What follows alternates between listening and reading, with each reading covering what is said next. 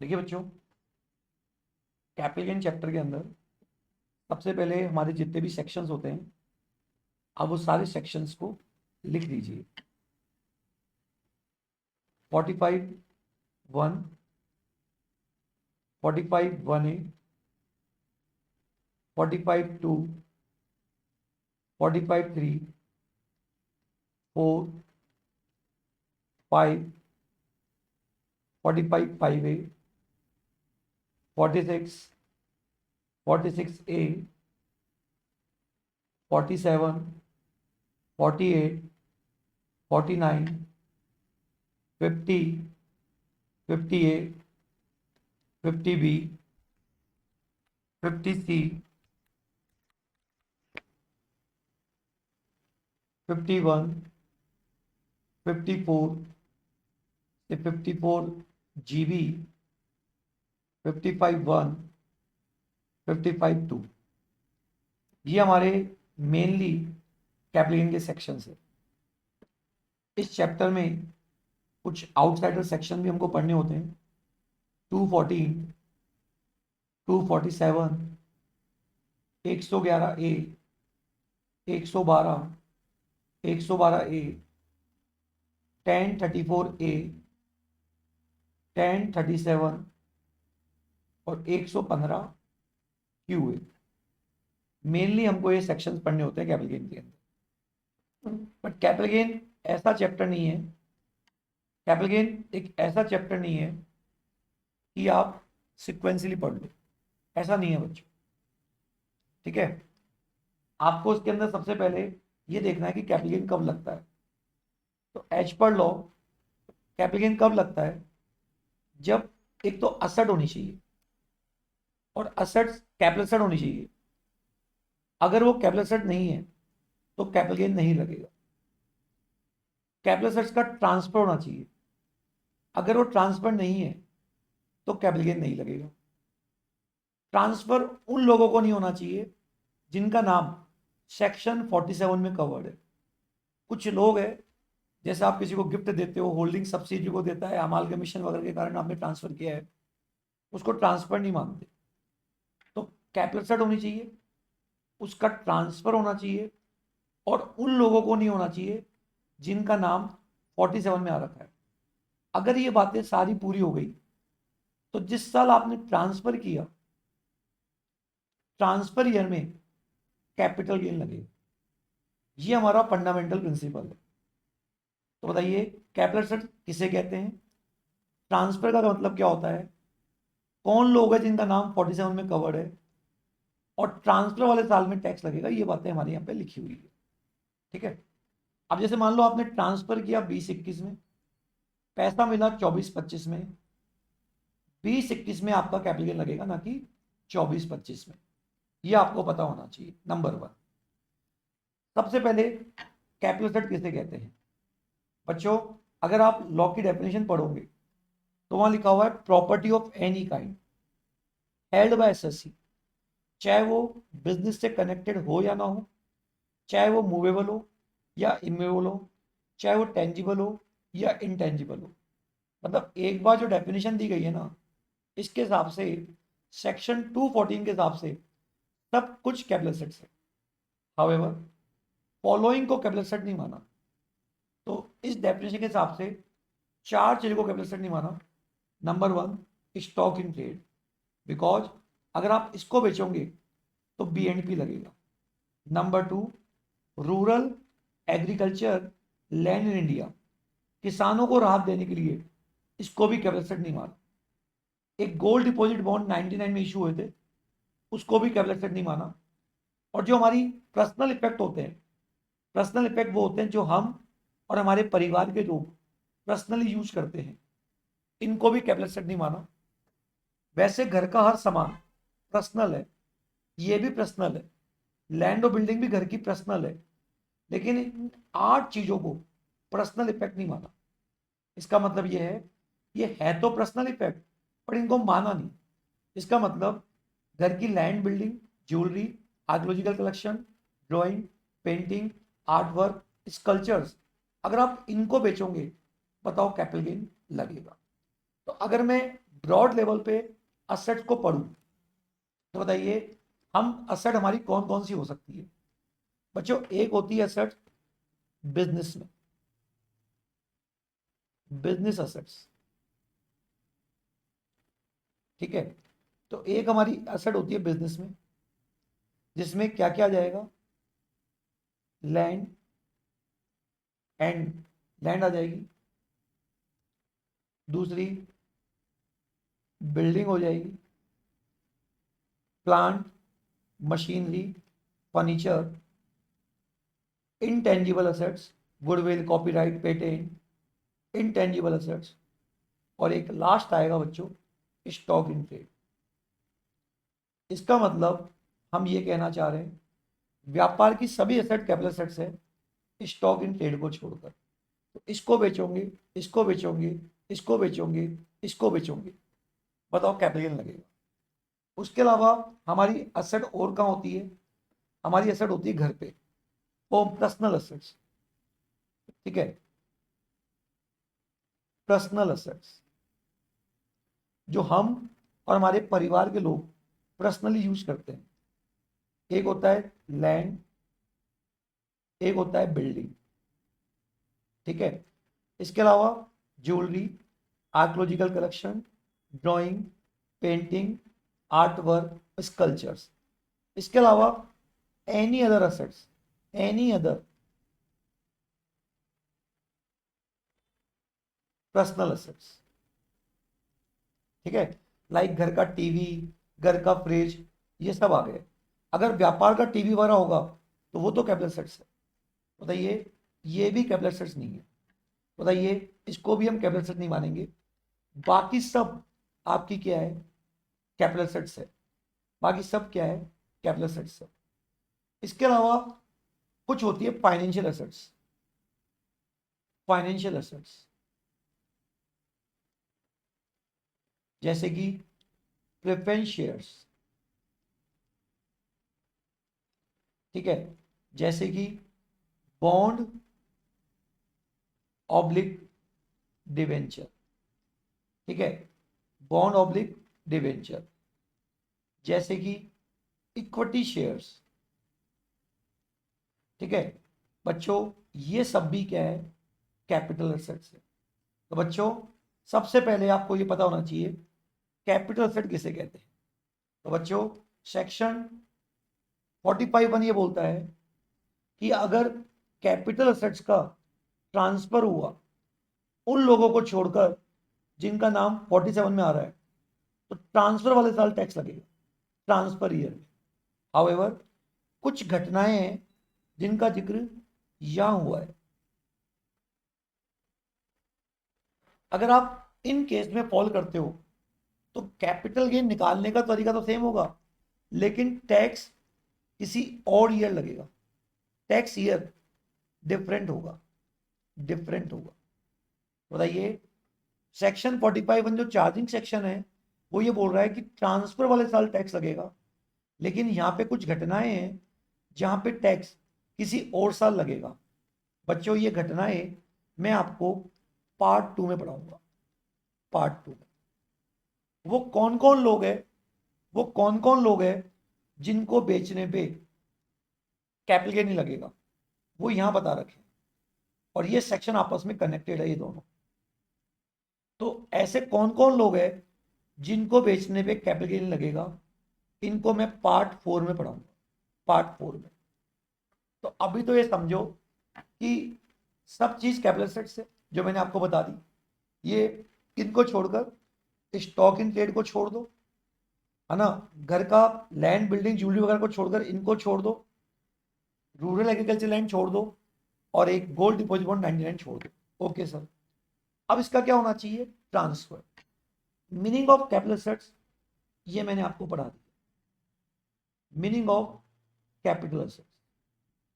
Transfer एक technical word है, cell को ट्रांसफर बोलते हैं, एक्सचेंज को ट्रांसफर बोलते हैं, सेल, एक्सचेंज।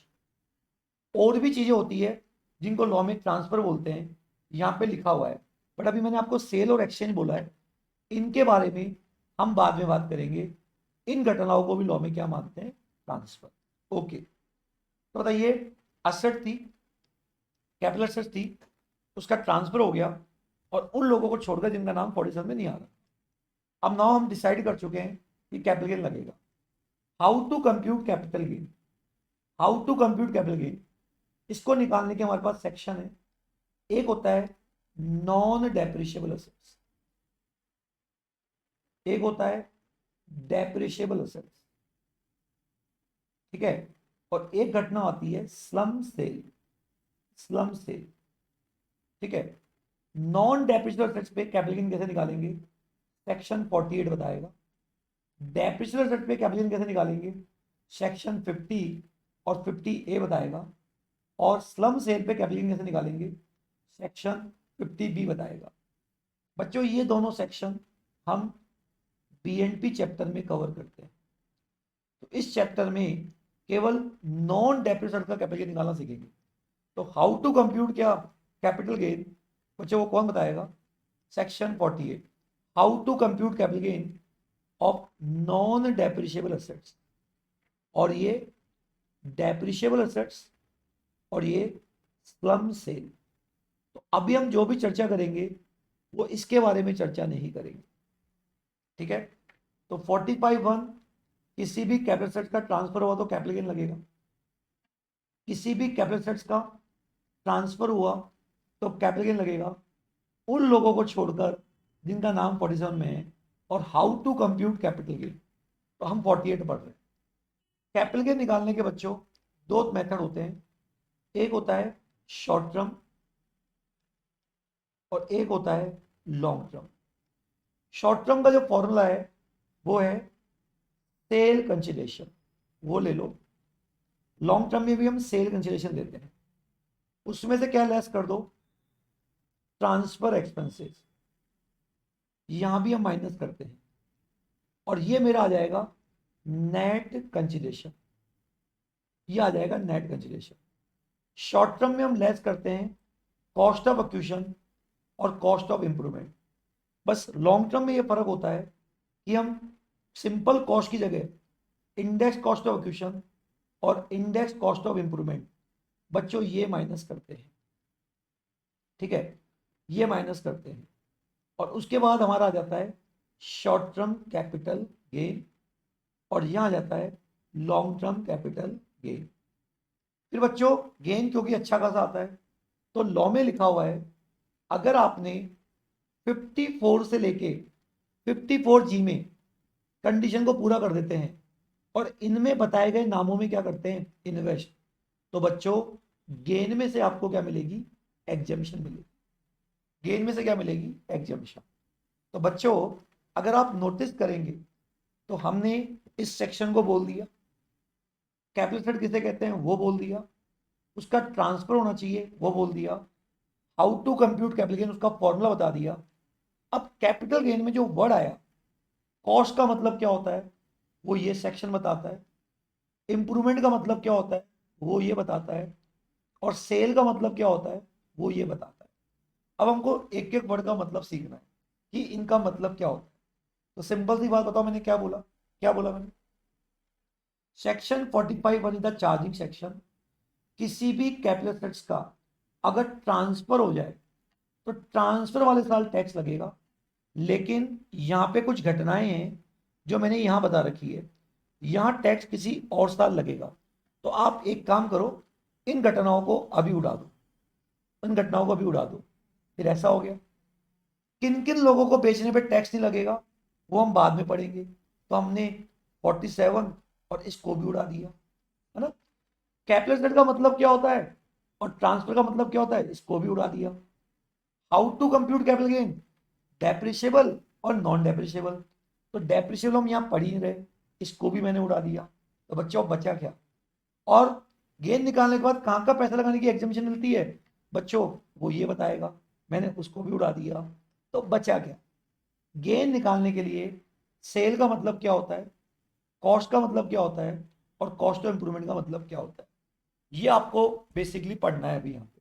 तो अगर मैं वापस आता हूँ तो सुनिए, कोई असेट कैसे पता चलेगा कि शॉर्ट है या लॉन्ग है, और डिफरेंस क्या है शॉर्ट और लॉन्ग में।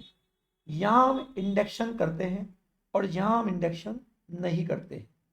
ठीक है, अब पता कैसे चलेगा कि शॉर्ट है लॉन्ग है? बच्चों यहाँ पे एक बार मैं ब्रॉड लेवल पे बोलूँ ना, अगर असेट्स का होल्डिंग पीरियड 36 महीने से ज्यादा है तो उसको लॉन्ग बोलेंगे, और 36 महीने से कम है तो उसको शॉर्ट बोलेंगे। एक बार तो ऐसे याद करो। हाउएवर, शेयर्स और डिवेंचर्स अगर लिस्टेड है, शेयर्स और डिवेंचर अगर स्टॉक एक्शन में क्या है, लिस्टेड है, तो 12 महीने देखे हैं, 12 महीने से कम में बेचा तो शॉर्ट है, और 12 महीने से ज्यादा में बेचा तो लॉन्ग है। और एक दो असेट्स है, लैंड और बिल्डिंग, और एक है अनलिस्टेड शेयर्स। इनको अगर आपने 24 महीने के बाद बेचा तो लॉन्ग है, और 24 महीने के अंदर बेचा तो शॉर्ट है। बताइए, वैसे तो जनरल 3 साल के बाद बेचते हो तो लॉन्ग है और 3 साल के अंदर बेचते हो तो शॉर्ट है, लेकिन अनलिस्टेड शेयर्स और लैंड और बिल्डिंग के लिए 24 महीने देखते हैं, और लिस्टेड शेयर और डिवेंचर के लिए 12 महीने देखते हैं। इससे डिसाइड होगा कि लॉन्ग है या शॉर्ट है। अच्छा, अब सबसे पहले सेल का मतलब क्या होता है? तो बच्चों, सेल का मतलब, ये जितनी भी मेरी एसेट्स है इनमें सेल का मतलब क्या होता है? तो एक बात बोलूं, सेल का मतलब होता है जितने में बेचा। सेल का मतलब होता है जितने में बेचा। इसका मतलब जो हमारी कौन सी एसेट्स है, सबसे पहले इक्विटी शेयर, एक्चुअल सेल को सेल ही बोलेंगे। बॉन्ड और डिवेंचर में एक्चुअल सेल को सेल बोलेंगे, एक्चुअल सेल को सेल बोलेंगे। जितनी भी एसेट्स है ना, वहां एक्चुअल सेल को सेल बोलेंगे। बट जो लैंड और बिल्डिंग होती है ना, वहां पे क्योंकि टैक्स की चोरी होती है, इसलिए गवर्नमेंट ने बोल दिया एक्चुअल सेल और एसबीए की वैल्यू दोनों में से जो ज्यादा है, स्टैम्प वैल्यूएशन अथॉरिटी की वैल्यू दोनों में से जो ज्यादा है। बताइए, हमारे फॉर्मूले में सबसे पहले वर्ड था सेल कंसिडरेशन, तो आपको सबको क्लियर होना चाहिए सेल का मतलब क्या होता है, एक्चुअल सेल। बट ये बात 50 सी बोलता है, लैंड और बिल्डिंग के केस में एक्चुअल सेल और एसबीए की value whichever is higher. लेकिन मान लीजिए आपकी एक्चुअल सेल और एसबीए की वैल्यू ये 50 लाख है, और ये मान लीजिए 51 लाख है, ये 52 है, ये 54 है, ये 55 है, ये 58 है। तो वैसे तो मैंने आपको क्या बोला, एक्चुअल सेल और एसबीए की value whichever is higher, लेकिन लॉ में एक बात लिखी हुई है, ऐसा तभी होगा जब इनका वेरिएंस 10% से ज्यादा है। अब 50 लाख का 10% होता है 5, बट इनका डिफरेंस तो 1 लाख ही है, तो बच्चों 50 सी अप्लाई नहीं होगा, और उस केस में एक्चुअल सेल को ही सेल मानेंगे। यहां पे वेरिएंस केवल 2 रुपए का है, तो 50 का 10% होता है 5, तो यहां भी बच्चों हम 50 रुपए ही मानेंगे। यहां वेरिएंस केवल 4 रुपए का है, तो भी हम 50 मानेंगे। अगर यहाँ वेरिएंस केवल एग्जैक्ट 10% का है तो भी 50 मानेंगे, और अगर वेरिएंस 10% से ज्यादा है उस केस में बच्चों हम क्या मानेंगे, 58 मानेंगे। अगर यहाँ 70 है तो वेरिएंस क्योंकि ज्यादा है तो हम 70 मानेंगे। ऐसा सेक्शन कौन सा बोलता है, 50C। ऐसा सेक्शन कौन बोलता है बच्चों, 50C। तो बताइए, सेल का मतलब क्या होता है, जितने में बेचा वही सेल है, जितने में बेचा वो सेल है, लेकिन एक्चुअल सेल और एसबी की value whichever is higher. But ये ऐसा तभी होगा जब वेरिएंस 10% से क्या है, ज्यादा है। ओके, अब सपोज कीजिए आपके हिसाब से वैल्यू 50 है, डिपार्टमेंट के हिसाब से वैल्यू 60 है। अब आप इस वैल्यू से नाराज हो, तो या तो आप कोर्ट के पास जाओ, या आप एओ के पास जाओ। एओ के पास तभी जा सकते हो जब आप कोर्ट के पास नहीं गए, है ना। अगर मान लो आप एओ के पास चले गए तो एओ इस मामले को वैल्यूएशन ऑफिसर को भेज देता है। अगर वैल्यूएशन ऑफिसर वैल्यू 40 बता दे, वैल्यू 60 बता दे, वैल्यू 70 बता दे, अगर वैल्यूएशन ऑफिसर 80 से कम वैल्यू बताता है तो बच्चों आंसर होगा 50 लाख। अगर वैल्यूएशन ऑफिसर एसबीए से भी ज्यादा बता दे तो आंसर होगा 60 लाख। इससे ज्यादा बट इससे कम, मान लो वो 55 बता देता है तो फिर आंसर होगा 55 लाख। ये आपको बात 50C में और लिखा हुआ है। अच्छा, एक बात आपको और जाननी है कि मान लीजिए डेट ऑफ रजिस्ट्री के दिन, जैसे मान लो आप बताते हो कि आपके हिसाब से एक्चुअल सेल 50 है, जब आपने एग्रीमेंट किया था प्रॉपर्टी बेचने का उस दिन 52 थी, और डेट ऑफ रजिस्ट्री जब आप करवा रहे हैं उस दिन 60 है। अगर आप यहां से कहाँ कंपेयर करेंगे तो वेरिएंस 10% से कम है, और अगर इससे कंपेयर करेंगे तो वेरिएंस 10% से ज़्यादा है। तो अब करे क्या? अगर दो एसवी दे रखी तो करे क्या? तो लॉ बोलता है डेट ऑफ रजिस्ट्री की वैल्यू को हम मानेंगे। हाउएवर, अगर एग्रीमेंट पहले हो रखा है और आपको कुछ पैसा एग्रीमेंट के दिन मिल गया हो बाय एडवांस, अकाउंट पे चेक या ड्राफ्ट अदर देन कैश, उस केस में एग्रीमेंट के दिन की वैल्यू ले लेंगे, अदरवाइज वैल्यू हमेशा कब की लेगी? Date of registry. तो बच्चों, हमारा जो कैपिटल गेन निकालने का जो पहला फॉर्मूला है बच्चों वो क्या है? Sale consideration. तो ध्यान रखना, एक्चुअल सेल को ही सेल बोलते हैं। लफड़ा केवल किसके साथ है? लफड़ा केवल किसके साथ है? लैंड और बिल्डिंग। यहां क्या कह रखा है? एक्चुअल सेल और एसवीए की value whichever is higher, अगर वेरिएंस 10% से ज़्यादा है। एक वैल्यूएशन ऑफिसर का कॉन्सेप्ट आपको पता होना चाहिए, और एक date of registry and date of agreement के दिन अगर वैल्यू अलग अलग है तो वैसे तो रजिस्ट्री के दिन लेंगे, लेकिन अगर एग्रीमेंट पहले हो रखा है और एग्रीमेंट के दिन या उससे पहले कुछ पैसा अदर देन कैश में एडवांस में आ गया, उस केस में हम डेट ऑफ एग्रीमेंट की लेंगे।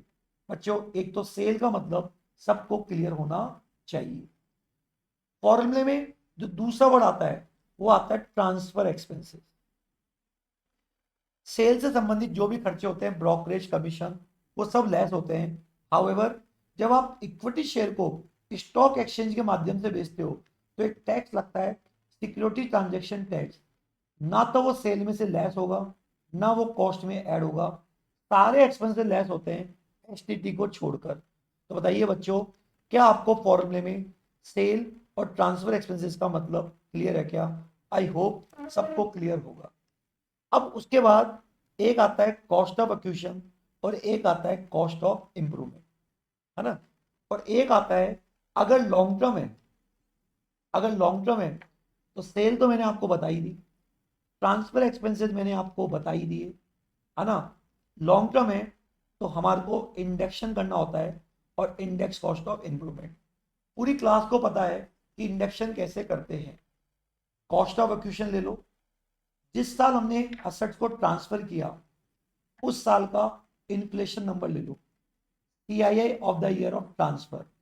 और जिस साल असेट को आपने खरीदा, है ना, जिस साल आपने असेट को बाय किया उस साल का इन्फ्लेशन नंबर ले लो। ठीक है? अभी बच्चों जो इन्फ्लेशन नंबर है वो क्या चल रहे हैं वो आपको पता होना चाहिए। ठीक है? जो 20-21 है उसका इन्फ्लेशन नंबर 301 था, 21-22 का बच्चों 317 था, 22-23 का नंबर 331 है, और अब अमेंडमेंट आके 23-24 में अगर बेचोगे तो शायद 348 है, 348 या 347 ये यहाँ पे दे रखा है। तो इन्फ्लेशन नंबर क्या है? तो बताओ, अगर लॉन्ग टर्म होगा तो हमारी कॉस्ट ले लो, उसमें से बेचने वाले साल का सीआईआई नंबर ले लो जो क्वेश्चन में दिया हुआ आएगा, और खरीदने वाले साल का इन्फ्लेशन नंबर ले लो, बाय ईयर और सेल ईयर। लेकिन बच्चों, क्योंकि एग्जाम में जब क्वेश्चन आएगा तो सेल तो वो अभी करवाएगा करंट ईयर में, लेकिन बाय तो कभी भी हो सकती है ना। तो अगर आप जब गौर से देखेंगे तो 1-2 से पहले के इन्फ्लेशन नंबर नहीं है। 1-2 कब स्टार्ट होता है? 1 अप्रैल 2001 से पहले। तो अब कोई एसेट्स अगर आपने 1 अप्रैल 2001 से पहले खरीदी तो बच्चों उस केस में हम क्या करें? उस केस में लॉ में 3 रूल होते हैं। ये जो नीचे है ना, यहाँ पे ऑलवेज 100 आएगा। ऑलवेज क्या आएगा? 100 आएगा। दूसरा, कॉस्ट ऑफ एक्विजिशन और 1/4/2001 की क्या? फेयर मार्केट वैल्यू, दोनों में से जो क्या होगा? हायर होगा, वो तुम्हारी कॉस्ट होगी। दूसरा नियम ये है। तीसरा नियम ये है कि जो कॉस्ट ऑफ इंप्रूवमेंट 1/4/2001 से पहले हुआ है बच्चों, वो हमेशा क्या होगा? इग्नोर, मतलब वो अलाउड नहीं हो। तो बताइए, लॉ में 3 नंबर है, जल्दी बताओ क्या? कि अगर आपने एसेट 1 अप्रैल 2001 के बाद खरीदी, जब तो कोई प्रॉब्लम ही नहीं है। अगर आपने 1 अप्रैल 2001 से पहले खरीदी, तो बताइए यहाँ 100 आएगा कॉस्ट, और 1/4/2001 की market value which average higher आएगा, और 1 अप्रैल 2001 से पहले किया गया इंप्रूवमेंट हमेशा क्या होगा, इग्नोर होगा। लेकिन ध्यान रखना, अगर आपने लैंड और बिल्डिंग खरीदी है, अगर आपने लैंड और बिल्डिंग खरीदी है, ठीक है, कब, 1/4/2001 से पहले अगर आपने लैंड और बिल्डिंग खरीदी है, तो वही नीचे 100 आएगा, इंप्रूवमेंट क्या होगा, इग्नोर होगा। लेकिन एक चीज छोटी सी ध्यान रखना, लैंड और बिल्डिंग के मामले में आपकी कॉस्ट ले लो, 1/4/2001 की एफएमबी लो, 1/4/2001 की एसबीआई वैल्यू लो, इन दोनों में से जो क्या है लोअर है वो लो, और इन दोनों में से जो क्या है हायर है बच्चों, वो तुम्हारी कॉस्ट होगी। तो जो बाकी सभी एसेट होती है ना, उनमें तो बताओ फॉर्मूला क्या लग रहा है, कॉस्ट और 1/4/2001 की मार्केट वैल्यू, दोनों में से जो हायर है ना। लेकिन अगर मामला किसका होगा, लैंड और बिल्डिंग का होगा, तो सारे नियम ऑलमोस्ट सेम ही है। बस एक ध्यान और रखना कि पहले 1 अप्रैल 2001 की एफएमबी लोगे, और 1 अप्रैल 2001 की एसबी लोगे, इन दोनों में से जो लोअर है वो लोगे, फिर इन दोनों में से जो हायर है बताओ वो आपको लेना है। आई होप बच्चों आपको बात समझ में आ गई होगी। तीसरी एसेट होती है बच्चों सेल्फ जनरेटेड एसेट्स, जिसके लिए थोड़ा सा नियम चेंज है ना। अगर आपने 1 अप्रैल 2001 से पहले खरीदा, वहां नियम क्या है, नंबर नीचे हमेशा सो ही आएगा, इंप्रूवमेंट अगर पहले किया है वो इग्नोर ही होगा, लेकिन वहां पे हमेशा कॉस्ट ही लेंगे, मतलब हम कंपेयर नहीं करेंगे, हमेशा कॉस्ट ही लेंगे, हम कंपेयर नहीं करेंगे। ये आपको ध्यान रखने वाली बात है। अब अगर आपने बॉन्ड और डिवेंचर पहले खरीदे, कोई दिक्कत नहीं है बच्चों, हमेशा हम कंपेयर करेंगे। बताइए ये कंपेयर वाले नियम के बताओ जल्दी क्या प्रिंसिपल है, यह आपकी सॉलिड कमांड होनी चाहिए बच्चों। बताओ क्या नियम है सर, कोई भी एसेट्स हो, चाहे वो बोनस शेयर हो, राइट शेयर हो, कोई भी एसेट्स हो, हमको यही करना है, चाहे वो डिवेंचर हो चाहे बॉन्ड हो, हमको यही करना है, यही करना है। हाउएवर अगर सेल्फ जनरेटेड एसेट्स है तो हम एफएमबी को कंपेयर नहीं करते, यहाँ क्वेश्चन मार्क नहीं करते। और अगर लैंड और बिल्डिंग का मैटर है तो हमको ये स्टेप फॉलो करना पड़ता है, बाकी जितनी भी एसेट्स होगी ना हमको ये काम करना पड़ेगा। ठीक है बच्चों, तो बच्चों आपको मैंने क्या बताया, सर आपने बताया 45 ये बोलता है अगर किसी भी कैपिटल एसेट्स का क्या हुआ, ट्रांसफर हुआ, है ना, उन लोगों को छोड़कर जिनका नाम 47 में आ रखा है, ट्रांसफर नहीं मानेंगे। और टैक्स कब लगेगा, ट्रांसफर वाले साल। लेकिन सर आप हमको जब सेक्शन 45(1)(a) से लेके सेक्शन 46(a) पढ़ाओगे तो टैक्स किसी और साल लगता है। ओके, वो कौन लोग हैं जिनको बेचने पे टैक्स लगता, सर वो आप हमको बाद में बताओगे, section 47-49। How to compute capital gain, sir दो तरह की एसेट होती है, एक नॉन डेप्रिशिएबल और एक होती है डेप्रिशिएबल। डेप्रिशिएबल के 3 सेक्शन है, ये भी आप हमको बाद में बताओगे। अभी आप हमको कौन सा बता रहे हो, 48, और 48 के अंदर एक है शॉर्ट टर्म और एक है लॉन्ग टर्म। सेल का मतलब क्या होता है ये आपने हमको समझा दिया, जितने में बेचा केवल लैंड और बिल्डिंग को छोड़कर। वह आपने हमको वैल्यूएशन ऑफिसर का चक्कर भी बता दिया, डेट ऑफ एग्रीमेंट का भी बता दिया, और डेट ऑफ रजिस्ट्री का भी बता दिया। सारे एक्सपेंसेस लेस होते हैं, ये भी आपने बता दिया एसटीटी को छोड़कर। शॉर्ट टर्म में सिंपल कॉस्ट लेस होती है, और लॉन्ग टर्म में इंडेक्स कॉस्ट ऑफ एक्यूशन और index cost of improvement less होता है। एक चीज ध्यान रखना बच्चों, सभी लॉन्ग टर्म पे इंडेक्शन करते हैं, लेकिन अगर बॉन्ड और डिवेंचर है उस पर इंडेक्शन नहीं करते। हाउएवर दो बॉन्ड पे करते हैं, एक तो कैपिटल इंडेक्स बॉन्ड और एक गोल्ड बॉन्ड जो आपने 2015 में खरीदा। वापस सुन लो बच्चों, हमारे गेन निकालने के दो मेथड है, शॉर्ट और लॉन्ग। ठीक है, शॉर्ट में हम सिंपल कॉस्ट लेस करते हैं, लॉन्ग में हम क्या करते हैं, इंडेक्शन। कोई भी एसेट्स हो, चाहे वो लैंड हो, बिल्डिंग हो, गोल्ड हो, शेयर्स हो, प्रेफरेंस शेयर्स हो, सेल जनरेटेड हो, सब में इंडेक्शन करते हैं, लेकिन बॉन्ड और डिवेंचर में नहीं करते, दो बॉन्ड पे करते हैं, ये दो बॉन्ड नॉर्मली है। अच्छा, एक आपने हमको ये भी बता दिया। ओके, उसके अलावा कॉस्ट क्या होती है सर, कॉस्ट क्या होती है? तो मैंने आपको बताया कि कॉस्ट क्या होती है। इसके लिए लॉ में नियम है, इसके लिए लॉ में नियम है। एक, हमने एसेट कब खरीदी, है ना, 31 जनवरी 18 के बाद। एक आपने कब खरीदी, 1 अप्रैल 2001 के बाद, और 31 जनवरी 18 के पहले। और एक कब खरीदी, 1 अप्रैल 2000 से पहले। अच्छा, अब एक ये नई डेट और आ गई आपके लिए, है ना, एक नई डेट और आ गई। कॉस्ट का मतलब क्या होता है, अगर आपने 31 जनवरी 18 के बाद खरीदी, एक्चुअल कॉस्ट हमारी कॉस्ट होगी, एक्चुअल कॉस्ट जितने में खरीदा। बोनस शेयर फ्री में आते हैं तो कॉस्ट जीरो होगी, राइट शेयर सस्ते में आते हैं तो कॉस्ट क्या होगी, जितने में खरीदा। मतलब जितने में खरीदा वो हमारी कॉस्ट है, सिंपल बात, सीधी बात, नो बकवास। लेकिन अगर आपने असेट इस पीरियड में खरीदी, बच्चों, कॉस्ट वही होगी जो एक्चुअल कॉस्ट, एक्चुअल कॉस्ट। तो सर फिर जब एक्चुअल कॉस्ट ही है तो फिर आपने ये अलग अलग क्यों किया?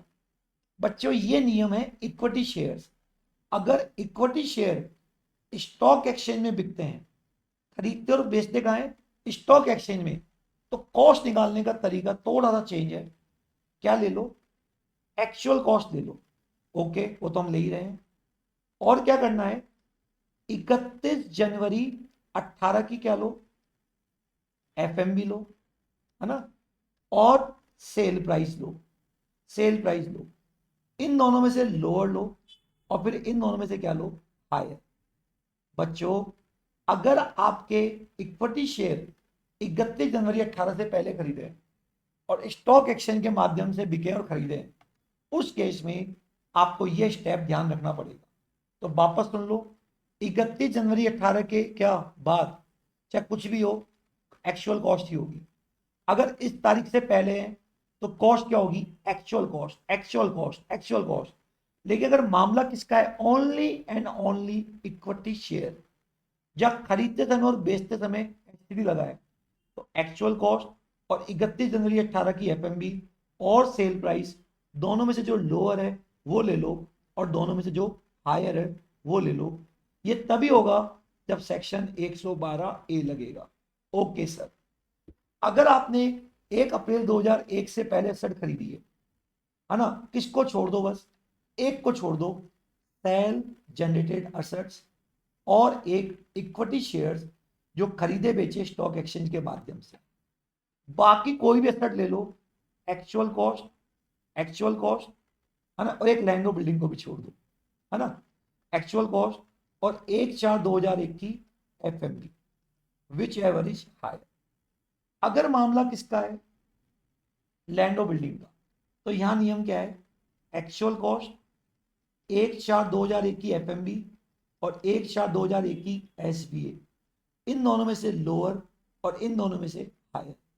अगर सेल जनरेटेड का है तो एक्चुअल कॉस्ट ही होगा, और अगर इक्विटी शेयर है, क्या है बच्चों, इक्विटी शेयर, तो बताओ वहां क्या होगा, वहां थोड़ा सा चेंज है, एक्चुअल कॉस्ट, है ना, और 1/4/2001 की एफएमबी, इन दोनों में से क्या लो, हायर। ये आ गई वैल्यू ए। और क्या करो, 31 जनवरी 18 की क्या, एफएमबी, और क्या लो, सेल प्राइस। इन दोनों में से क्या लो, लोअर लो, और फिर इन दोनों में से क्या लो, हायर लो। This is your actual cost. तो बच्चों, क्या आपको कॉस्ट का मतलब समझ में आ गया यहाँ पे? तो बच्चों, आपको बिल्कुल पता होना चाहिए, सेल का मतलब जितने में बेचा, सेल का मतलब जितने में बेचा, लैंड और बिल्डिंग में लफड़ा है, सारे एक्सपेंसेस लेस होते हैं एसटीटी को छोड़कर, सभी लॉन्ग टर्म पे इंडेक्शन करते हैं बॉन्ड और डिवेंचर को छोड़कर, और जब 112 ये लगता है तो वहां भी नहीं करते। और 1 अप्रैल 2001 की वैल्यू को जो कंपेयर करते हैं वो सभी एसेट्स पे करते हैं, सेल जनरेटेड पे नहीं करते। और अगर 31 जनवरी 18 वाली बात है वो तो वैसे भी केवल इक्विटी शेयर पे अप्लाई होती है। तो बच्चों आपको क्या कौन कौन से कॉन्सेप्ट मैंने बता दिए। 1 अप्रैल 2001 से पहले खरीदा तो क्या होगा, लैंड और बिल्डिंग के बारे में क्या होगा, और 31 जनवरी 2018 का फंडा मैंने आपको बता दिया। एक लास्ट पॉइंट आता है treatment of advance money, section 51। अगर आप कोई एडवांस मनी को फॉरफिट कर देते हैं 1 अप्रैल 2014 के बाद, और या 1 अप्रैल 2014 से पहले कभी भी, अगर 1 अप्रैल 2014 के बाद फॉरफिट करते हैं तो जिसने भी फॉरफिट किया उसकी वो इनकम फ्रॉम अदर सोर्स है। लेकिन अगर 1 अप्रैल 2014 से पहले फॉरफिट किया तो बताओ, पहले हम कॉस्ट निकालेंगे ऊपर वाले फॉर्मूलों के हिसाब से, और फिर कॉस्ट में से फॉरफिट अमाउंट को हम लेस कर देंगे, उसके बाद इंडक्शन करेंगे। अगर आपका फॉरफिट अमाउंट कॉस्ट से ज़्यादा हो जाए तो एक्सेस पार्ट का कोई ट्रीटमेंट नहीं होगा। और अगर प्रीवियस ओनर ने फॉरफिट किया है तो आपको पता है आप कॉस्ट प्रीवियस ओनर की लेते हो, उस केस में भी उसका भी कोई ट्रीटमेंट नहीं होगा। तो बच्चों ये मैंने आपको पार्ट 1 बता दिया। पार्ट 1 आपका स्ट्रॉन्ग होना चाहिए। पार्ट 2 में हम आपको बताते हैं कौन कौन से ऐसे केस है जहाँ पे टैक्स किसी और साल लगता है। वो आपको बताने के बाद फिर कहाँ का पैसा लगाने पे एग्जम्पशन मिलती है, और कौन कौन लोग हैं जिनको बेचने पे ट्रांसफर नहीं मांगते। तो पहले अपन पार्ट 2 और मैं कल बताऊंगा, उसके बाद पार्ट 1 और पार्ट 2 के कुछ क्वेश्चंस करेंगे, उसके बाद अपन आगे बढ़ेंगे। आई होप आपको समझ में आ गया होगा। अब किसी को कोई डाउट है तो वो डाउट आप मेरे से पूछ सकते हैं।